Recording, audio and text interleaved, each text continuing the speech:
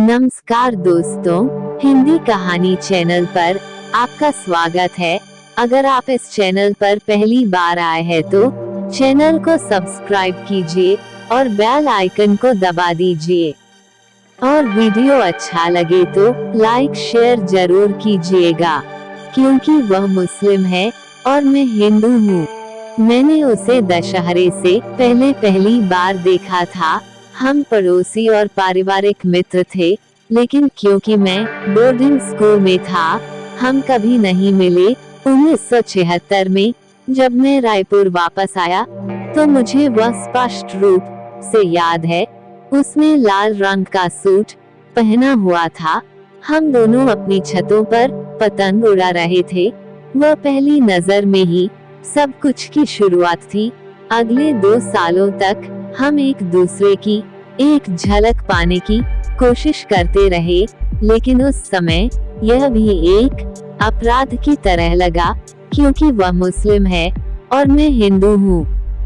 अंत में उसने मुझे एक पत्र लिखा, जिसमें उसने मुझे मेरे पालतू नाम चुन्नू कहकर बुलाया और मुझे बताया कि वो मुझे पसंद करती है। 3 साल तक हमने एक दूसरे को सैकड़ों खत लिखे। मैं उसके बिना नहीं रह सकता था। जब भी वह शहर से बाहर होती थी, मैं उसके वापस आने का इंतजार करता था। मैं घंटों एक जगह बैठा रहता, बिना नहाए भी। वो समय यह समय से अलग था, इसलिए जब हम पहली बार किसी फिल्म के लिए मिले थे, तब भी हम अपने दोस्तों को साथ ले गए थे। हमने वहाँ एक पड़ोसी को देखा और बीच में ही निकल गए। उसके बाद हम दोस्तों से मिलते रहे, लेकिन एक बार उसके भाई ने हमें देख लिया और सब कुछ बदल गया। उसे घर पर एक बड़ी फायरिंग मिली, इसलिए मैं उसके माता पिता से बात करने गया और उनसे अनुरोध किया कि वे उस पर चिल्लाएं नहीं। उन्होंने विनम्रता से मुझे जाने के लिए कहा। मैंने अपने माता पिता से भी कहा, उनका रिएक्शन अच्छा नहीं था। तब तक मैंने अपना व्यवसाय स्थापित कर लिया था और काम के लिए 2 फ्लैट किराए पर ले रहा था। मैं एक योजनाकार था और मेरे पास कुछ पैसे बच गए थे। मैंने उससे कहा कि मैं उससे शादी करना चाहता हूँ। वह डरी हुई थी, लेकिन हम इतने प्यार में थे कि यह हमारे नियंत्रण से बाहर था।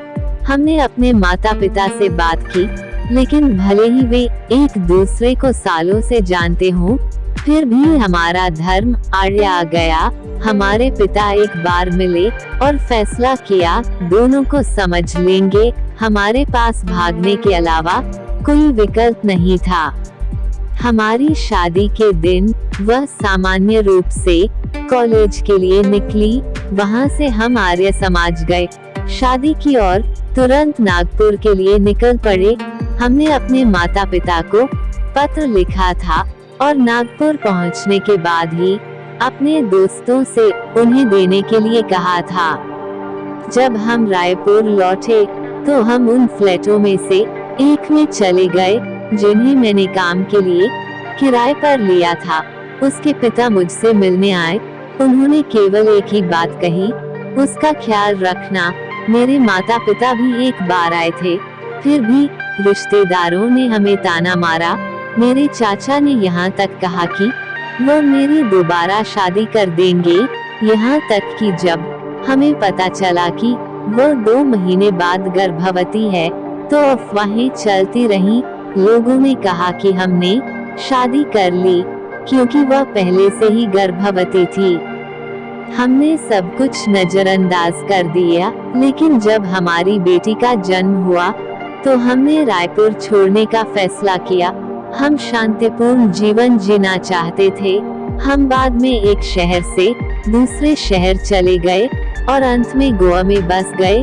तब तक हम 4 लोगों परिवार था। हमारे 44 वर्षों के दौरान धर्म कभी सामने नहीं आया। हम सभी त्योहार घर पर मनाते हैं, पूजा और नमाज एक जैसे करते हैं। मैं शुद्ध शाकाहारी हूँ। लेकिन बाकी सभी लोग मांस खाते हैं। हम एक दूसरे की आस्था और विश्वास का सम्मान करते हैं, इसलिए हमने अपने घर का नाम हम रखने का फैसला किया। हिंदू के लिए H और मुस्लिम के लिए M, क्योंकि हम में धर्म के लिए कोई जगह नहीं है, बस प्यार है, बस हम हैं। यदि आपको हमारी वीडियो अच्छी लगी हो तो वीडियो को लाइक, शेयर और सब्सक्राइब जरूर कीजिए।